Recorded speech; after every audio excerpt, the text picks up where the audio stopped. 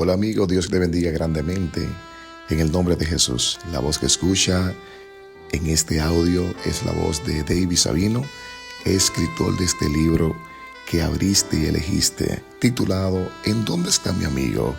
En busca del Espíritu Santo.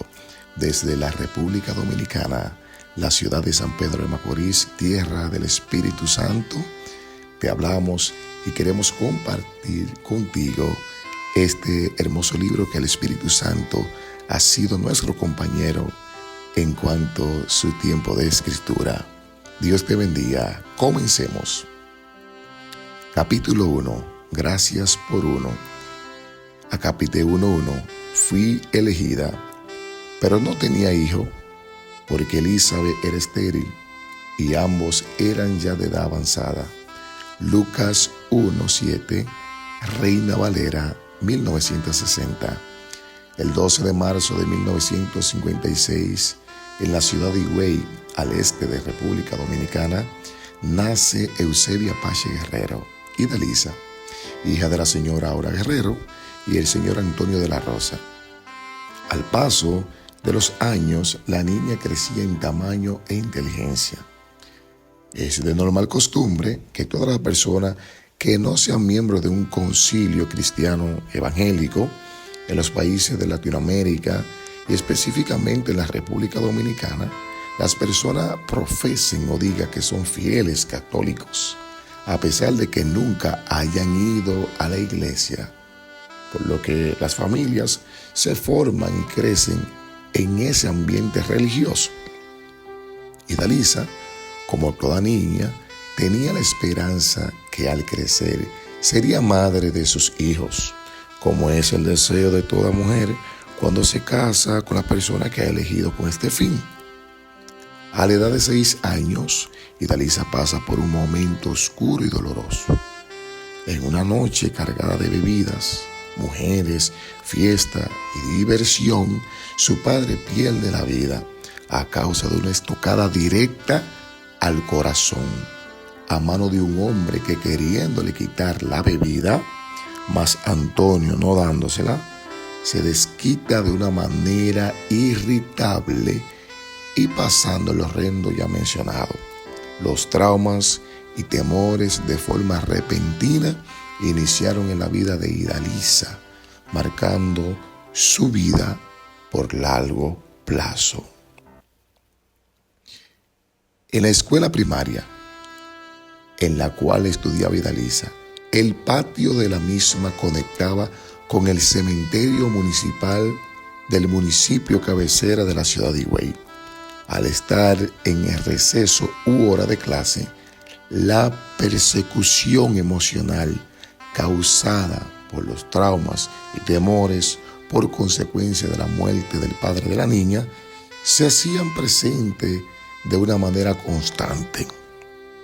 Desde la ventana de aquella pequeña aula, las horas pasaban e Dalisa mantenía su mirada fija al cementerio, pensando dentro de sí que su papá estaba enterrado en aquel lugar. El aprendizaje para esta alumna no era significativo, ya que la turbación no le permitía adquirir conocimientos formativos primarios. En un tiempo donde en mi país el acompañamiento psicológico escolar no existía, se produjeron muchos caos de depresión, ansiedad, tensión, desaliento, desencanto y otros adjetivos que muestran la frustración y el poco deseo de superación por falta de una ayuda profesional, como es el caso de muchas personas que, pasando por situaciones similares, sus vidas se cambiaron de color a gris, deseando en sus corazones que fuese de una manera diferente. Capítulo 1.2. No nos pertenece. El servicio y la consulta a los espíritus inmundos en personas que no conocen a Jesús es muy usual, aunque a veces las personas no estén en conocimiento pleno de lo que están haciendo, por la falta de identidad y conocimiento de su propósito en esta tierra. En muchos de los casos, algunos acuden a adivinos, brujos, hechiceros, clarividentes, entre otros, que consultan los espíritus para dar pista o nociones de lo que viene para su vida en el futuro. En el primer libro del profeta Samuel, en su capítulo 28, vemos la siguiente historia. Ya Samuel había muerto y todo Israel lo había lamentado y le habían sepultado en Ramá, su ciudad.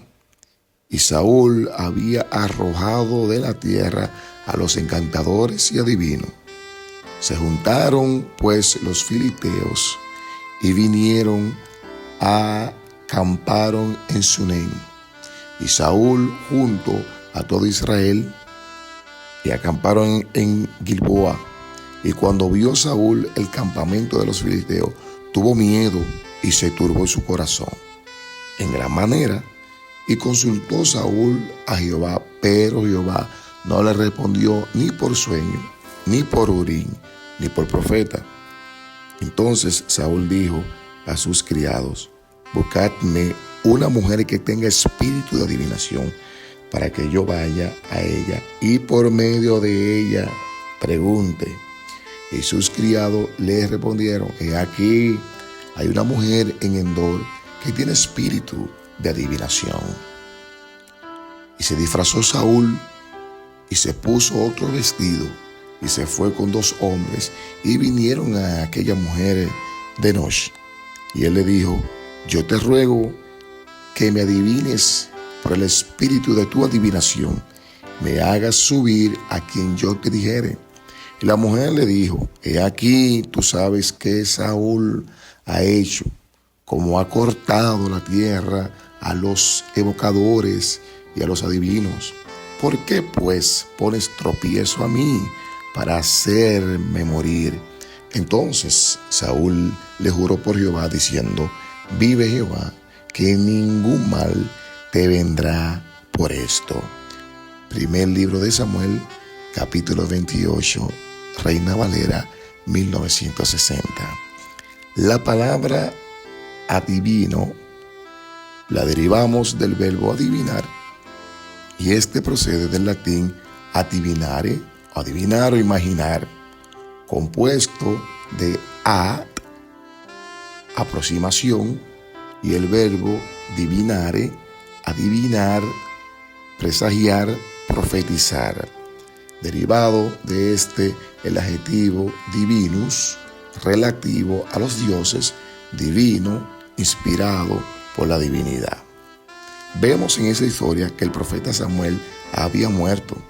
Samuel era profeta y juez de Israel, a quien le tocó ungir a Saúl como rey y también a David, siendo un jovencito por mandato de Dios. Samuel era la boca de Dios para el pueblo hebreo, dando palabras específicas para mantener al pueblo en obediencia ante Jehová. El Señor no le agradan las consultas con adivinos y todo índole de las tinieblas. Por tal razón, dio aviso al pueblo de Israel por medio de Moisés su siervo en el libro de Levítico, diciendo: no se vuelvan a los adivinos ni a los espiritistas, ni los busquen para ser contaminados por ello. Yo soy el Señor su Dios. Levítico 19:31, la Biblia de las Américas. En otros pasajes bíblicos, el mismo libro de Levítico, vemos una orden más drástica para las personas que practican esta clase de actos diabólicos. Si hay medium, adivino o espiritistas, entre ellos hombres o mujeres, ciertamente han de morir, serán apedreados, su culpa de sangre sea sobre ellos. Levítico 20:27, la Biblia de las Américas. En República Dominicana y en casi todos los países del continente americano, para las décadas de los 20, 30, 50, 60 del siglo XX, XIX existían pocas iglesias cristianas, pentecostales. Las personas solían consultar con frecuencia a brujos, curanderos, hechiceros, para que por medio de baños, fricciones, tomos, pudieran obtener sanidad. La madre de Idalisa servía a los demonios, espíritus de la oscuridad, y con frecuencia consultaba a personas que iban a buscar ayuda. Al manifestarse un espíritu y tomar control absoluto de su cuerpo, mente y emociones, esto hablamos por medio de su mamá, y le decían a la niña: vete, no nos pertenece. Y arremetía con gran ira a la niña, que inocentemente le decía: mamá, mamá. ¿Qué pasa? Los demonios decían: tú no eres mía. Y volvían y repetían: no nos pertenece, vete. Se puede percibir que el Espíritu Santo había apartado a esta niña para su obra, así como lo hizo con Pablo y Bernabé. Veamos a continuación. Había entonces en la iglesia que estaba en Antioquía profetas y maestros: Bernabé, Simón, el que se llamaba Níger, Lucio de Cirene, Manaén, el que se había criado junto con Herodes el tetrarca, y Saulo. Ministrando estos al Señor y ayunando, el Espíritu Santo: apártame a Bernabé, apártame a Saulo para la obra del Señor. Así dijo el Espíritu Santo. Hechos 13, 1 y 2. Al Idalisa ver esto, no tenía más opción que ir en auxilio de una madrina llamada Nidia, quien era la única cristiana alrededor de su comunidad. Nidia oraba al Señor y la autoridad de Dios estaba con ella. Mas entendiendo la sierva de Dios lo que pasaba con la mamá de Idalisa, le decía a la niña: quédate aquí hasta que ella esté bien. Mientras pasaban las horas, Idalisa ayudaba a Nidia en las tareas del hogar y también miraba a esta sierva orar a Dios. Pero sin entenderlo, la niña guardaba todo lo que veía en su corazón. Capítulo 1.3. Mi mejor decisión. En 1972, a la edad de 16 años, Idalisa se moviliza a la ciudad de San Pedro de Macorís, la Sultana del Este, conocida en el mundo espiritual como la ciudad del Espíritu Santo. Allí vive con uno de sus hermanos mayores de parte de padre, quien después de la muerte de su padre la cría como su hija. Este hombre, llamado Marcos Antonio García Miguel, estaba casado con Josefina Lugo Máxima, con quien procreó 4 hijos. Recibe a la joven en su casa, acogiéndola como su hija. Inmediatamente, Idalisa comienza a trabajar en casas de familia, siempre manteniendo cerca el ambiente religioso, aunque no había aceptado a Cristo como su único y suficiente Salvador. Al pasar el tiempo, Idalisa conoce a Bartolo Sabino Peguero, quien en poco tiempo se convertiría en su esposo. Deciden unirse en unión libre en el año 1976 y posteriormente en 1981 se casarían por la ley. Bartolo, hijo de Librada Peguero, quien procreó 9 hijos con el señor Erasmo Sabino Mena, amó a Idalisa con profundidad en su corazón. Trabajador, incansable, honesto y respetuoso. Son las palabras con las cuales se pueden describir a este gran hombre. Al pasar el tiempo, hay una gran pregunta que se hace: ¿por qué no sales embarazada? Era extraño ver que una mujer joven no salía en estado de gestación. Capítulo 1.4. Se complican las cosas. Pasa el primer año de la unión de la pareja, Bartolo y Dalisa, y no se ve señales de embarazo alguno. El segundo y tercer año, y nada, deciden visitar al médico.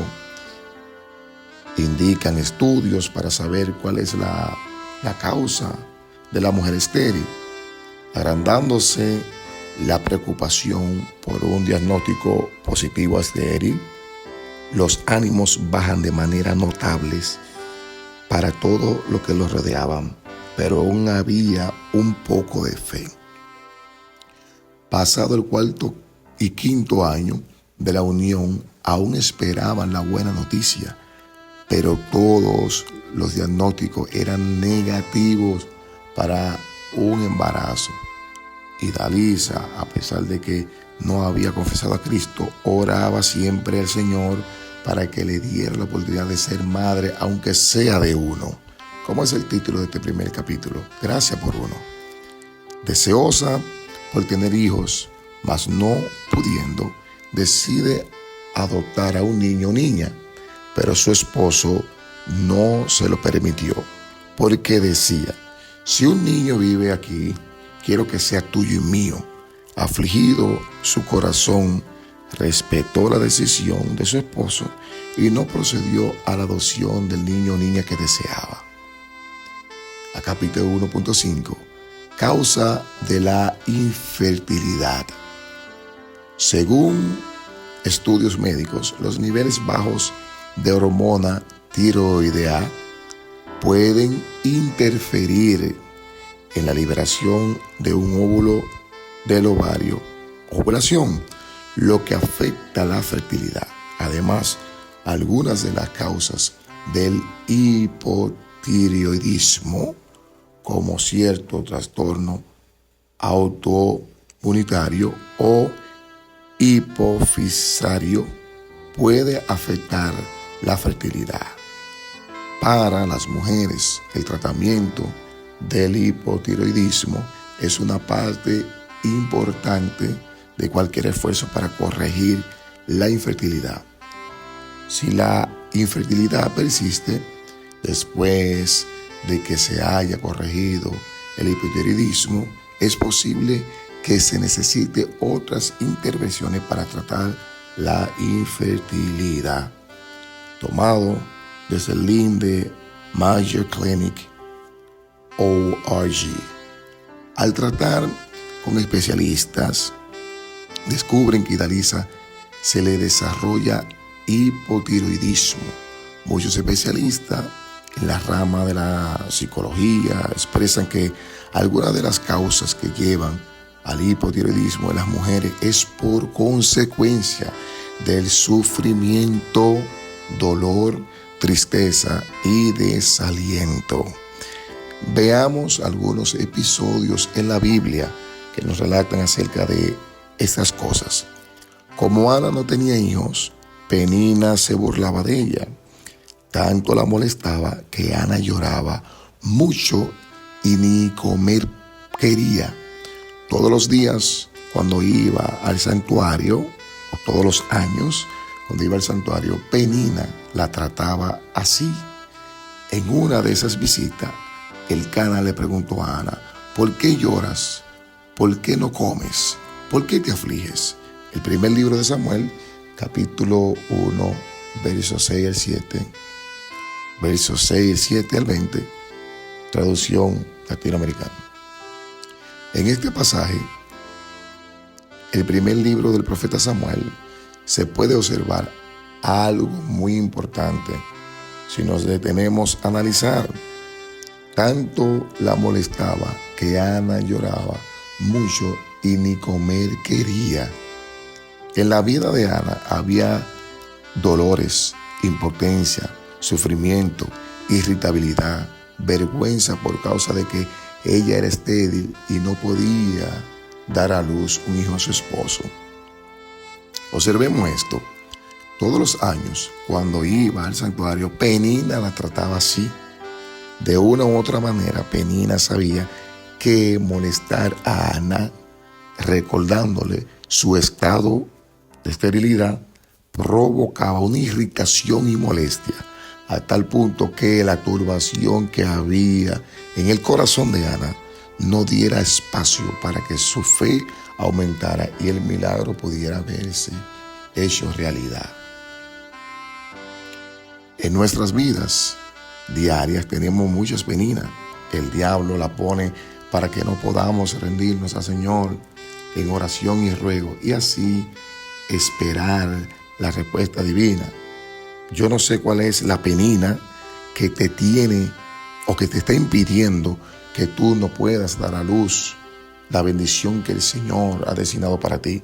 Pero te digo que en el nombre de Jesús, usa la autoridad que el Señor te entregó por medio del Espíritu Santo y golpea todo ataque de la tiniebla que envía informaciones a tu mente para mantenerte estéril y lograr que el propósito de Dios no sea cumplido en tu vida. En el acápite 1.6 tenemos aquí algo pasó. Para el año de 1981, Idalisa decide entregar su vida al Señor Jesús. Después de visitar por muchos años a la iglesia, ya era tiempo de entregar los temores y ansiedades al Señor.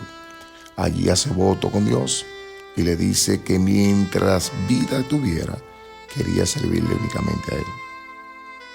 En 1985, algo extraño pasa. Ya no hay esperanza humanamente de hijos. Ya se había acostumbrado a vivir con su esposo, quien siempre deseó tener sus propios hijos con la mujer que amaba. Pero una tarde, estando Idalisa acostada en el suelo, en el piso, sintió algo raro correr por su vientre. Las náuseas llegaban y también los mareos. Sin querer emocionarse, tras haber pasado por muchos embarazos, incluso nervioso, decide contárselo a Máxima, su cuñada, quien la tenía como madre. Máxima, al oír esto y con experiencia de embarazos, le dice: muchacha, tú estás embarazada. Idalisa no lo podía creer. Por fin Dios había contestado la oración de 12 años sin tener hijos. Alabado sea el Señor. Tiempo después, Elcana y su esposa Ana tuvieron relaciones sexuales y Dios permitió que ella quedara embarazada. Primer libro de Samuel, capítulo 1, verso 20, traducción en el lenguaje actual. Así como Ana, Idalisa agradeció a Dios por el milagro y Jehová otorgó un hijo varón, a quien puso por nombre Erasmo Antonio Sabino. Después de 7 años y con un diagnóstico de que ya no podía tener más hijos, el Dios de Israel da otro regalo a Idalisa y a Bartolo. Tras un embarazo de alto riesgo, nace el segundo hijo de esta pareja, a quien pone por nombre Delvis Manuel Sabino o David Emanuel, porque dijo: David fue un hombre valiente y Emanuel significa Dios con nosotros, porque nunca nos ha dejado. Es impresionante ver cómo Dios, en su inmenso amor y misericordia, responde de una manera grandiosa a las oraciones. Para el Señor no hay nada imposible. Sara era estéril y Dios le dijo: tú vas a tener hijo. Raquel era estéril, Ana era estéril, Elizabeth y otras mujeres más de la Biblia también eran estériles, pero Dios le dijo: van a tener hijos. Oro por ti para que Dios conteste tus peticiones a su tiempo, que puedas ver el cumplimiento de la promesa que el Señor te ha hecho. Oro para que toda esterilidad salga de ti en el nombre poderoso de Jesús. Sigue nuestro próximo capítulo. Dios te bendiga.